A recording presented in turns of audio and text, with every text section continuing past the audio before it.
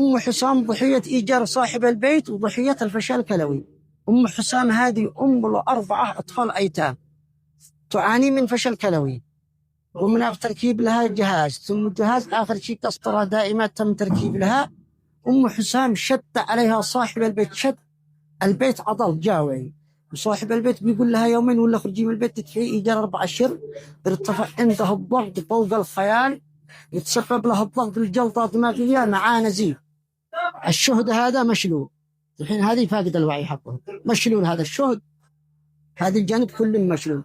أم حسام الآن يقولوا لها أشعة مقطعية لتبيين النزيف الذي موجود ونقلها للعناية المركزة وتدخل جراحي. أم حسام أصبحت الآن في ذمتي وفي ذمتك، فهنا لك شرف عظيم أن تجمع بين أجرين، مرافقة النبي صلى الله عليه وسلم، ومن أحياها فكأنما أحيا الناس جميعا. من قد أم حسام لأطفالها الأيتام، ساهم بما تيسر لك. أم حسام تحتاج الآن إذا تدخل جراحي وتدخل طبي سيتم نقلها للعناية المركزة. من هم منكم المحظوظ يساهم معنا في إنقاذ هذه الروح، ينقذها لأولادها، يجعلها بنية الله يفرج همك، يفرج كربك، يسر أمرك، يقضي حاجتك، اقضوا حوائج الناس، يقضي الله حوائجكم.